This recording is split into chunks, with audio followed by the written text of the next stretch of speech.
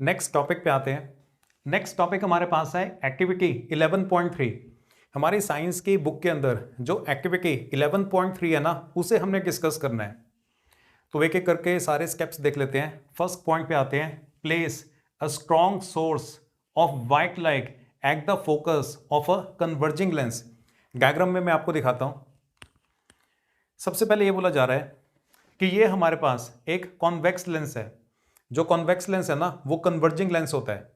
इस लेंस के फोकस के ऊपर हमने एक सोर्स ऑफ व्हाइट लाइट को रखना है, एक बल्ब को रख देना है जिसमें से ऑन करने पे व्हाइट लाइट आती है। ये हमारे पास एक कॉन्वेक्स लेंस है। कॉन्वेक्स लेंस के फोकस के ऊपर हमने एक बल्ब को रख देना है जहां से व्हाइट लाइट आएगी। अब फोकस पे रखने का फायदा ये होता है कि यहां से जितनी भी लाइट की रेज आएंगी ना, वो सारी की सारी इस लेंस में से पास होने के बाद पैरेलल हो जाएंगे। एक पैरेलल बीम ऑफ लाइट बन जाएगी हमारे पास। This lens provides a parallel beam of light. Lens में से पास होने के बाद सारे की सारी रेज पैरेलल हो जाएंगे। नेक्स्ट पॉइंट पे आते हैं, allow the light beam to pass through a transparent glass tank containing clear water. अब ये देखो, ये हमारे पास ग्लास टैंक है और इसके अंदर अभी क्लियर वाटर है। क्लियर वाटर है, वाटर के अंदर अभी कुछ ऐड नहीं किया। जो लाइट है ना, उसको आप इस वाटर में से पास होने दो, ठीक है? तो व्हाइट लाइट इस वाटर में से पास हो जाएगी। नेक्स्ट पॉइंट पे आते हैं, allow the beam of light to pass through a circular hole made in a cardboard. आगे कार्डबोर्ड है, कार्डबोर्ड के बीच में होल कर रखा है, उस होल में से भी लाइट की रेस को पास होने देना है। Obtain a sharp image of the circular hole on a screen using a second converging lens as shown in figure। ये देखो फिगर में मैं आपको दिखाता हूं। ये कार्डबोर्ड था, कार्डबोर्ड के बीच में होल कर रखा है, इस होल के बीच में से भी लाइट पास होगी। उसके बाद हमने आगे एक और लेंस रखा हुआ है, इस लेंस में से लाइट की रेस को पास करके उसकी इमेज हमने यहां पे स्क्रीन के ऊपर ऑब्टेन कर लेनी है। तो अभी तक हुआ क्या, एक लेंस था, लेंस के फोकस के ऊपर बल्ब को रख दिया, स्विच ऑन करोगे तो यहां से लाइट की रेज आएंगी। फोकस से जितनी भी रेज आती होती हैं वो लेंस में से पास होने के बाद पैरेलल हो जाती हैं। तो ये एक पैरेलल बीम ऑफ लाइट आ गई है। ये जो पैरेलल बीम ऑफ लाइट है वो इस जो वाटर है, वाटर में से पास होगी। ये कार्डबोर्ड के बीच में जो होल कर रखा है उस होल में से पास होगी, और ये वाला जो दूसरा लेंस है वो इन रेज को यहां पे कन्वर्ज कर देगा। तो यहां पे हमारी इमेज बन जाएगी, वो व्हाइट कलर की ही होगी। नेक्स्ट पॉइंट पे आते हैं, dissolve about 200 gram of sodium thiosulfate in about 2 liter of clean water taken in the tank. Add about 1 to 2 ml of concentrated sulfuric acid to the water. What do you observe? फिर आपसे ये बोला जा रहा है कि ये वाला जो वाटर है ना, वाटर के अंदर आपने सोडियम थायोसल्फेट डालना है। ये 2 लीटर वाटर था, इसके अंदर आपने 200 ग्राम सोडियम थायोसल्फेट डालना है और उसके बाद 2 ml सल्फ्यूरिक एसिड भी डाल देना है।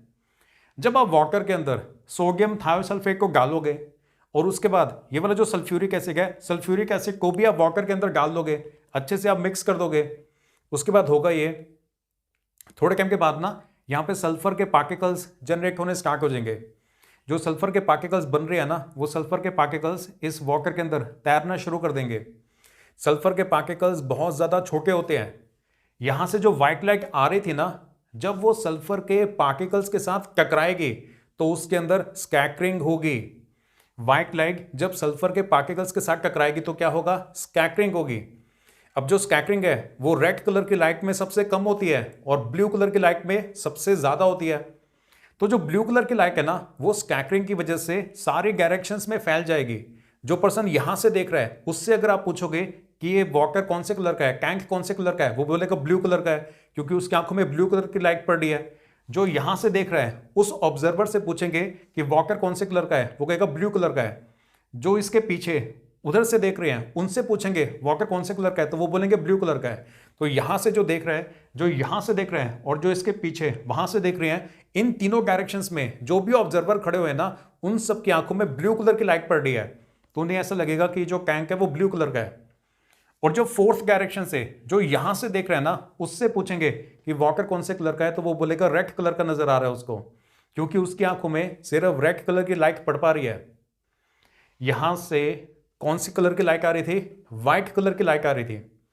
इसके बीच में, वाटर के बीच में हमने सोडियम थायोसल्फेट को डाला, उसके बाद सल्फ्यूरिक एसिड को डाला, इसकी वजह से यहां पे छोटे छोटे सल्फर के पार्टिकल्स पैदा हो गए हैं।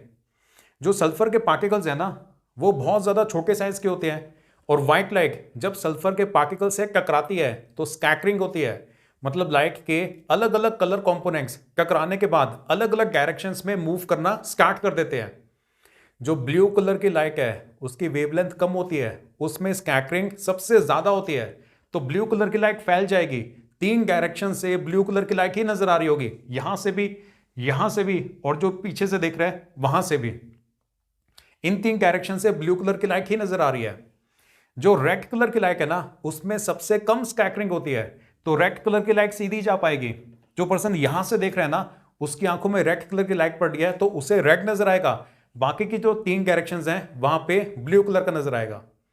क्लियर हुआ? तो ये जो था ना व्हाट डू यू ऑब्जर्व, उसके अंदर यही लिखना है आपने।